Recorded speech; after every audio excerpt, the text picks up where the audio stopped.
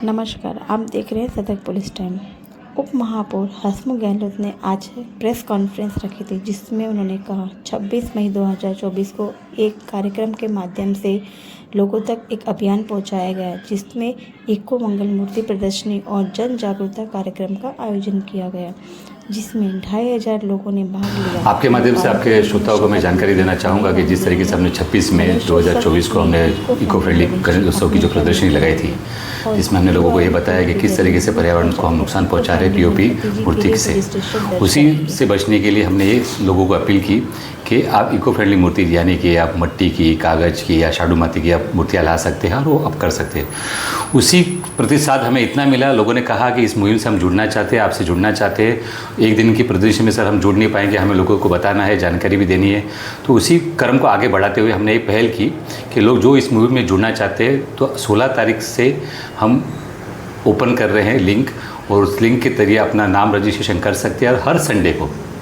शाम को 4 से 6 बजे आप यहाँ पर आके इस कार्यालय में आके अपना शपथ विधि ग्रहण कर सकते हैं और इस मुहिम से साथ हमारे साथ जुड़ सकते हैं। साथ ही साथ में हमने लोगों से ये भी अपील की है कि इसी 16 तारीख से हम लिंक वो ओपन करें। उसी लिंक के अंदर अगर कोई व्यक्ति आने वाले गणेश उत्सव 2024 में अपने घर पर गणेश उत्सव इको फ्रेंडली अगर बनाता है, तो हमने ये अपील की अपने दोस्तों द्वारा, अपने संस्था द्वारा, हम सभी इको फ्रेंडली गणेश उत्सव को जो भी इको मंगल मूर्ति लेके आने वाले हैं उन सभी को हम अपनी तरफ से एक सप्रेम भेंट देंगे, ताकि उससे लोगों को प्रोत्साहन मिले और ज़्यादा से ज़्यादा लोग उस तक पहुँचे। और हमारा उद्देश्य एक ही है इसके पीछे कि इको फ्रेंडली शहर होना चाहिए, इको फ्रेंडली मूर्तियाँ आनी चाहिए शहर के अंदर। मुझे पता है कि आज नहीं होगा, लेकिन ये भी विश्वास है कि एक दिन ज़रूर होगा। लगभग 500 से अधिक लोगों ने आपके पहले कार्यक्रम में शपथ ग्रहण किया था, तो जहाँ 20,000 लोग रखते हैं वहाँ 1% भी इको फ्रेंडली नहीं रहती। जिस आंकड़े को हमने देखा है 1700 केवल इको फ्रेंडली गणपति आते हैं, लेकिन 500 ने शपथ ली है और अब 16 तारीख से आपसे लोग जुड़ेंगे, तो इसकी मात्रा, इसका रेशियो कहाँ तक पहुँचेगा आपकी उम्मीद से? हाँ, मैं आपको आंकड़े के तौर पे बता दूं कि मेरा भाईंदर शहर के अंदर तकरीबन 20,000 के आसपास के ऊपर मूर्तियाँ हर साल आती है और तकरीबन 20% के आसपास उसका बढ़ोतरी भी होती है। अब तकलीफदायक की बात यह है कि सिर्फ 1700 ही मूर्तियाँ, इको फ्रेंडली मूर्तियाँ मेरा भाईंदर शहर के अंदर लाते हैं। अभी आपने कहा कि इस आंकड़े कितना छुएंगे, मैं तो चाहूँगा कि एक साल में पूरे के पूरे सभी इको फ्रेंडली मूर्तियाँ आ जाए, लेकिन मैं भी जानता हूँ कि संभवित नहीं है, कि किसी न किसी की कोई ना कोई इच्छा या कोई ना कोई मजबूरियाँ रही होगी या करते होंगे, या किसी को जानकारी ना होते हुए शायद मूर्तियाँ नहीं ला पाते होंगे। लेकिन मुझे विश्वास है कि आंकड़े हर साल ज़रूर बढ़ेंगे। लेकिन और हमने जो मन में एक